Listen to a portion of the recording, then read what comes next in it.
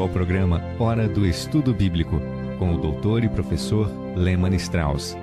Este estudo é o resultado do tempo pessoal com o Senhor, da experiência de ministério pastoral e das conferências bíblicas do Dr. Lehmann Strauss, que nos instrui e encoraja com o ensino da Palavra de Deus. Agora, com você, Hora do Estudo Bíblico, na apresentação de Aurélio Campos. Obrigado por escutar o programa de hoje. Queremos agradecer as suas cartas, as orações e também as ofertas. Antes de começarmos o nosso estudo em Gálatas, vamos estudar outra palavra da Bíblia. A palavra é anticristo. Mas antes mesmo de estudar esta palavra, vamos buscar o Senhor em oração.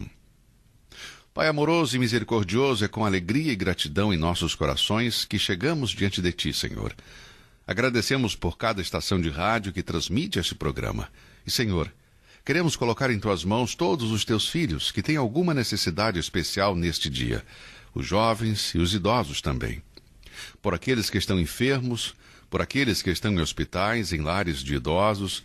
Nós oramos por aqueles que estão em seus carros agora, neste momento, ouvindo o nosso programa. Pedimos, Senhor, pelos professores de escola dominical, pelos pregadores, por aqueles que não são salvos, por todos aqueles que estão ouvindo o programa hoje. Dê um dia de vitória, Senhor, a cada uma dessas pessoas. Querido Pai, supra as necessidades espirituais dos Teus filhos. Nós oramos no precioso nome de Jesus. Amém. Bem, a nossa palavra de hoje é a palavra anticristo.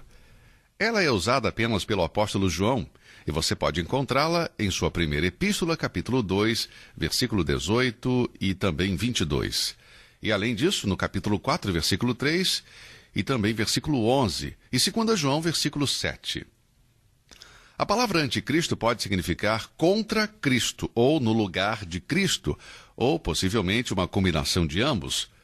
O apóstolo João escreveu em sua primeira epístola, capítulo 2, versículo 18, também agora muitos se têm feito anticristos. Um anticristo é alguém que é contra Cristo e se opõe às doutrinas que lhe dizem respeito, como o nascimento virginal, sua divindade, sua morte sacrificial em lugar do pecador, sua vida sem pecado, sua ressurreição física da morte e o túmulo. Eles se opõem a Cristo ou dizem ser Cristo. A Bíblia fala de falsos cristos. O Senhor previu isso em Mateus 24, versículos 5 e 24. Muitos anticristos são precursores do anticristo que surgirá no mundo após o arrebatamento da igreja. Na Bíblia é simbolizado pelo chifre pequeno em Daniel 7, versículo 8. Ele é chamado de o príncipe que virá em Daniel 9, 26. Daniel 11, 36 se refere a ele como o rei que fará a sua vontade. É chamado de homem do pecado, o filho da perdição e o maligno, em 2 Tessalonicenses 2, versículos 3 a 8, também chamado de a besta, em Apocalipse 13, versículos de 1 a 10. Alguns estudantes da Bíblia encontram em certas passagens base para dizer que Judas Iscariotes era um anticristo. Judas e o anticristo são chamados de filho da perdição nas duas únicas passagens da Bíblia onde este nome aparece. Em João 17, versículo 12, e em 2 Tessalonicenses 2, 3. Conheço apenas uma passagem que diz que Satanás entrou em um homem e esse homem era Judas. E isso está registrado em Lucas 22, versículo 3. Judas é o único homem a quem Cristo chamou de diabo, em João 6, versículo 70. Bem, este é o nosso comentário sobre a palavra anticristo hoje. Vamos agora prosseguir com o nosso estudo da Epístola de Paulo aos Gálatas. Estamos no capítulo 1 e vamos estudar o versículo 5 até o 10, mas quero primeiramente ler os versículos de 11 a 15. Mas faço-vos saber, irmãos, que o evangelho que por mim foi anunciado não é segundo os homens, porque não recebi nem aprendi de homem algum, mas pela revelação de Jesus Cristo. Porque já ouvistes qual foi antigamente a minha conduta no judaísmo, como sobremaneira perseguia a igreja de Cristo e a assolava. E na minha nação excedia em judaísmo a muitos da minha idade, sendo extremamente zeloso das tradições de meus pais. Mas quando aprove a Deus, que desde o ventre da minha mãe me separou e me chamou pela sua graça, revelar seu Filho em mim, para que o pregasse entre os gentios, não consultei a carne nem o sangue. Nem tornei a Jerusalém a ter com os que já antes de mim eram apóstolos, mas parti para a Arábia e voltei outra vez a Damasco. Depois, passados 3 anos, fui a Jerusalém para ver a Pedro, e fiquei com ele 15 dias. Estamos no primeiro capítulo e queremos terminar o pensamento sobre o evangelho que Paulo está explicando aqui. Marque aí os versículos 6 e 7, onde Paulo fala de um outro evangelho. Vamos ler estes versículos. Versículo 6. Maravilho-me de que tão depressa passasseis daquele que vos chamou a graça de Cristo para outro evangelho, o qual não é outro. O apóstolo Paulo usa 2 palavras do grego que são traduzidas pela palavra outro na nossa Bíblia, mas elas têm significados diferentes do original. A primeira palavra grega é eretoros, que significa de diferente classe ou qualidade. A segunda palavra vem do grego allos, que significa outro da mesma espécie ou qualidade. Portanto, o evangelho do judeu legalista era eretoros, de um tipo diferente, não do mesmo tipo que Paulo pregou. A heterodoxia é uma opinião falsa, difere da doutrina de Paulo sobre a graça de Deus. Caros amigos, tomem muito cuidado com aqueles que usam a palavra evangelho. O que eles querem dizer com a palavra evangelho? Se eu usar a palavra evangelho, você pode me perguntar: irmão Strauss, o que você quer dizer com a palavra evangelho? Explique, defina. Bom, de acordo com 1 Coríntios capítulo 15, versículos 3 e 4, é simplesmente isto: Cristo morreu pelos nossos pecados, segundo as Escrituras, foi sepultado e ressuscitou ao 3º dia, conforme as Escrituras. A morte sacrificial de Cristo na cruz pelos pecadores é o Evangelho. Sua ressurreição física é parte do Evangelho. Tenha cuidado, portanto, para não ser enganado por qualquer pessoa que usa a palavra Evangelho. Pode ser um Evangelho diferente. Uma declaração tão forte como esta não pode vir de alguém que pretende ganhar favores pessoais de seus ouvintes. Paulo não tinha ambições egoístas. Sua única ambição era agradar a Deus, não aos homens. Ele podia dizer no versículo 10, que lemos há pouco: porque persuado eu agora a homens ou a Deus, ou procuro agradar a homens? Se estivesse ainda agradando aos homens, não seria servo de Cristo.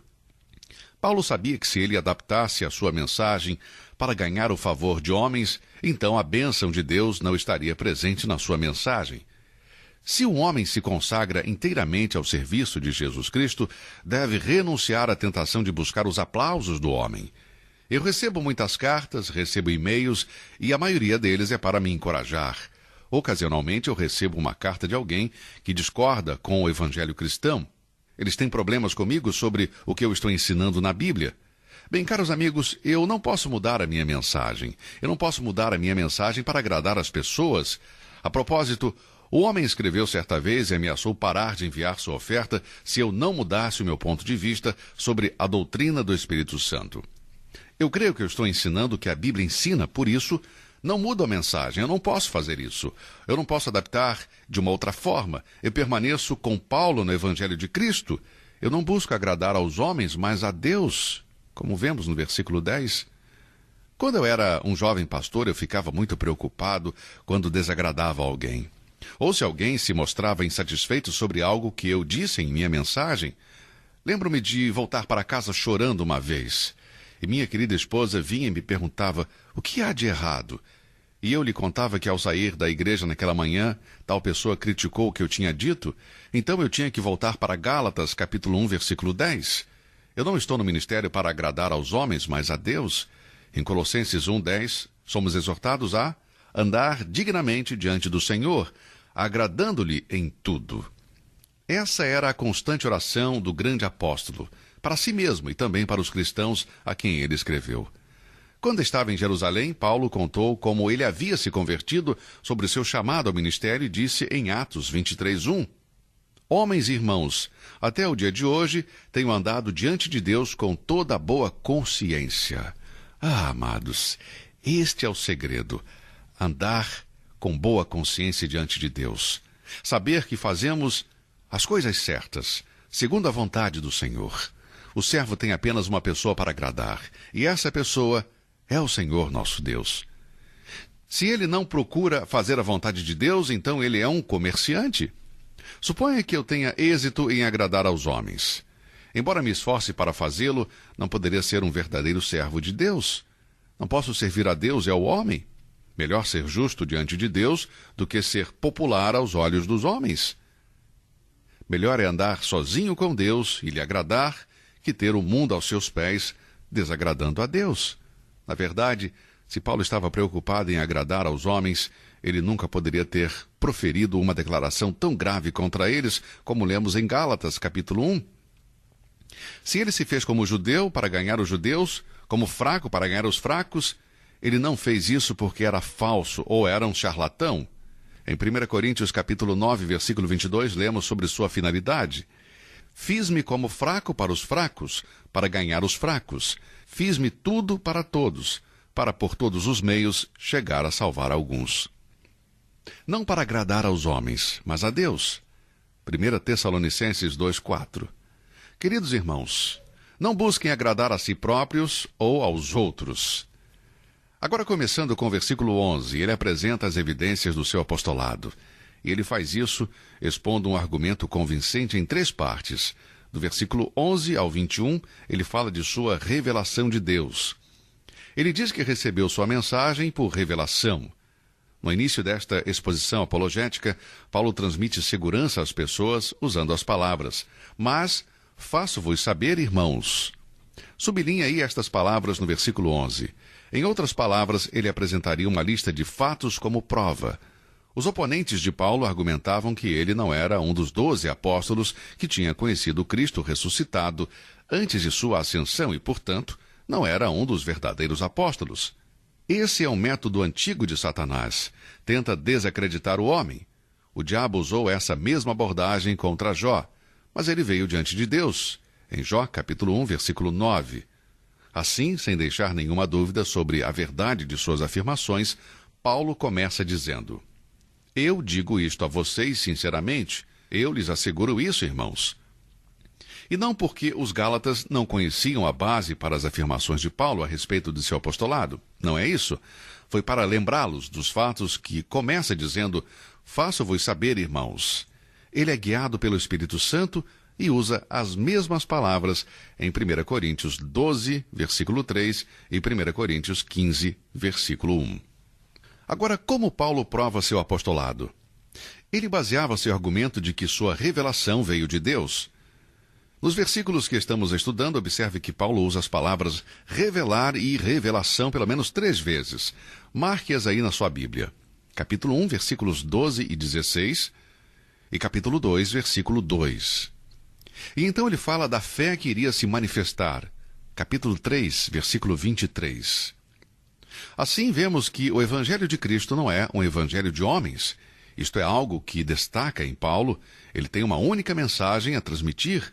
Paulo foi exclusivamente chamado por Deus para mostrar o que ele chama de os mistérios. Ele fala dos segredos de Deus não revelados. E até esses mistérios serem mostrados a Paulo, eles estavam escondidos em Deus. Efésios 3, versículos 3 e 9. Portanto, Paulo não poderia recebê-los de ninguém exceto do próprio Deus, isto é, pela revelação divina. Paulo não nos diz em Gálatas ou em qualquer outro lugar da Bíblia como o Senhor lhe revelou estas grandes verdades do Evangelho. Mas, amados, podemos ter certeza que foi uma revelação sobrenatural. Alguns pregadores modernos não creem em uma religião revelada, como alguns chamam. O fato da revelação é claramente mostrado na Bíblia, apesar dos homens acreditarem ou não. Revelação significa comunicação de um conhecimento sobrenatural que vem de Deus. Os cristãos teístas creem em um Deus que criou e controla o universo, e isto leva Paulo a crer que este Deus pode revelar-se às suas criaturas. E Deus se revelou. Ele fez isto antes da encarnação de Cristo. Ele se revelou em sonhos, em conversas diretas com alguns personagens do Antigo Testamento. Mas o propósito supremo da revelação de Deus repousa em Jesus Cristo. Em Hebreus 1, versículo 1 diz: havendo Deus antigamente falado muitas vezes e de muitas maneiras aos pais, pelos profetas, a nós falou-nos nestes últimos dias pelo Filho. E foi dele que Paulo recebeu estas grandes e fundamentais verdades do Evangelho de Cristo, mostradas na Epístola de Gálatas. O plano da salvação foi apresentado a Paulo através de Estevão, como vemos em Atos, capítulo 7. Depois veio a sua conversão maravilhosa no seu caminho a Damasco, quando viu Cristo glorificado em pessoa. Atos, capítulo 9. E a partir de então, Paulo recebeu revelações diretamente de Jesus Cristo através do Espírito Santo. Falhamos completamente se tentarmos atribuir às razões naturais a conversão de Paulo, seu chamado ao ministério e seus profundos escritos nas epístolas. Foi Deus quem o preparou, colocou-o à parte para a obra do ministério. Foi Deus que falou a Paulo em Corinto, Atos capítulo 18, versículo 9. Foi Deus que falou a Paulo em Jerusalém, Atos 23, 11, e até nas instruções sobre a ceia do Senhor, em 1 Coríntios 11, 23. Ele disse, porque eu recebi do Senhor o que também vos ensinei.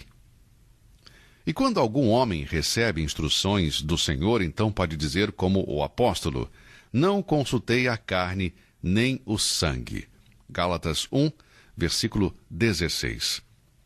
Paulo não concebeu o seu evangelho, ele recebeu o evangelho. Depois de sua conversão, não subiu a Jerusalém, aonde os outros apóstolos tinham aprendido muito, mas foi para a Arábia, versículo 17.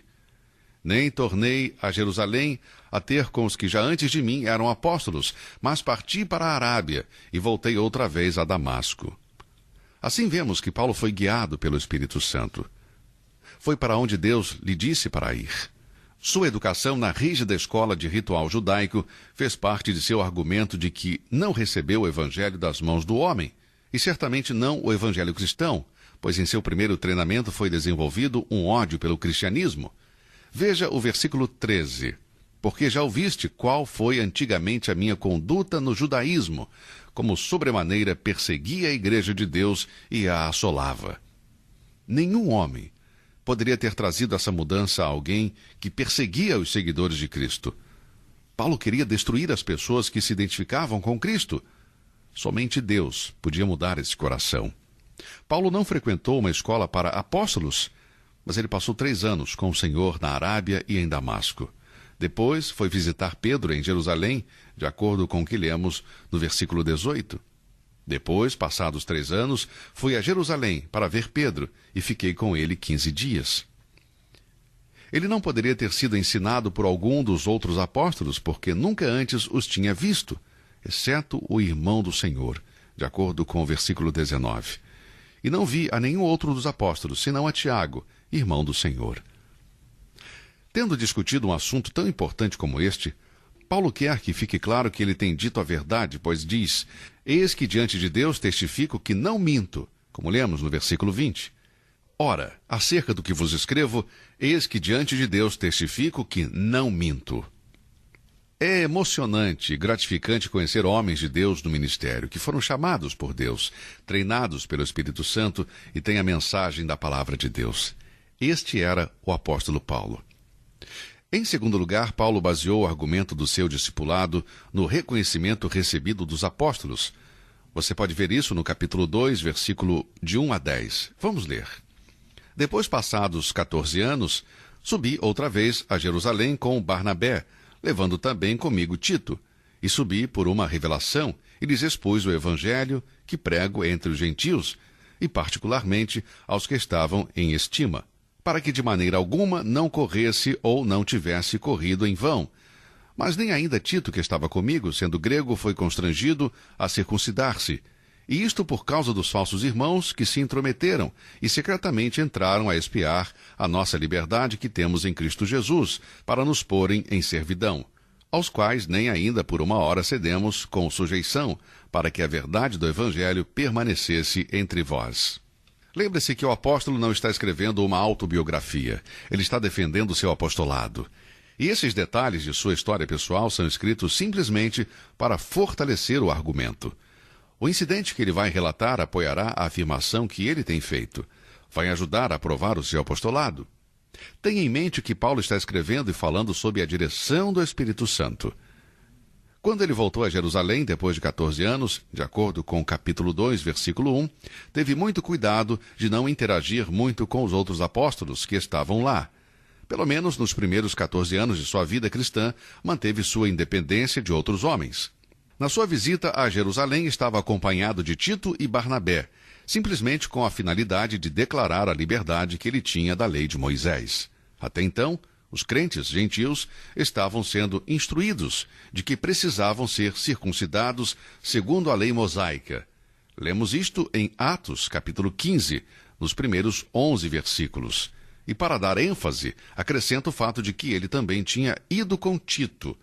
Observe esta pequena palavra também, no capítulo 1, versículo 1. A escolha desta companhia foi bastante relevante. Tito era gentil e nunca tinha sido submetido a qualquer lei judaica, mas tinha sido salvo pela fé em Cristo e sem qualquer influência prévia da lei de Moisés. Tito era uma demonstração viva do argumento de Paulo, e ele usou isso como uma prova a favor do Evangelho da Graça. Isso mostra a preparação e a determinação que Paulo tinha para que o Evangelho de nosso Senhor Jesus Cristo não fosse pervertido. Esta visita a Jerusalém, onde Paulo foi reconhecido como apóstolo, foi uma revelação. Foi uma viagem guiada por Deus. Paulo estava no centro da vontade de Deus para a sua vida. Apesar dos outros apóstolos não estarem preparados para reconhecer Paulo e sua mensagem, Deus aprovava tanto o homem como a mensagem. O desejo da igreja era que Paulo fosse para Jerusalém. Esse desejo era uma prova de que o que Deus mais queria era que Paulo estivesse lá. Paulo não foi dirigido por homens, mas pela revelação divina. Uma igreja que chama um ministro pode ou não estar na vontade de Deus, mas quando Deus dirige uma igreja para chamar um ministro e fala diretamente com o ministro para ir à igreja, então com certeza Deus tem um plano a ser realizado. Deus prepara uma igreja para o ministro e um ministro para a igreja. Um bom exemplo disto é visto no chamado de Pedro à casa de Cornélio. Antes que o convite chegasse a Pedro, Deus estava mostrando claramente a Cornélio que ele iria enviar Pedro. Atos capítulo 10. Em Atos, Lucas, através do Espírito Santo, mostra-nos em detalhes que Deus trabalha em tais casos, enquanto que em Gálatas, pelo mesmo Espírito, Paulo nos relata a experiência interior de seu chamado. Uma coisa é certa, ele não precisou vender-se aos outros apóstolos. Depois de quase 15 anos de serviço a Cristo, período durante o qual certamente estava sendo observado, eles estavam prontos para reconhecer tanto a Paulo quanto a sua pregação. E que maravilhosa recomendação era esta! Aqui estava um homem com uma mensagem, e foi reconhecido pelos homens de Deus. Que os nossos pastores possam dizer: estou nesta igreja pelo plano divino, e que cada igreja possa dizer: o nosso pastor veio por determinação divina. Nós o chamamos e Deus também o chamou. Nossas igrejas teriam a bênção de Deus sobre elas se os homens não estivessem simplesmente à procura de trabalho ou salário, mas buscando a vontade de Deus. Bem, queridos, o nosso tempo acabou por hoje. Vamos continuar com este estudo no nosso próximo programa. Foi muito bom poder ministrar a vocês a palavra de Deus hoje. Obrigado por nos escutar. Continue fortalecendo-se no Senhor, olhando para o alto. Que Deus o abençoe e até o nosso próximo encontro. Você ouviu Hora do Estudo Bíblico com o professor e doutor Lehmann Strauss, na apresentação de Aurélio Campos. Se você deseja ouvir novamente esta mensagem, visite a nossa página na internet www.bbnradio.org. Fica o convite para você nos acompanhar amanhã, neste mesmo horário, aqui na BBN. Hora do Estudo Bíblico é uma produção da BBN.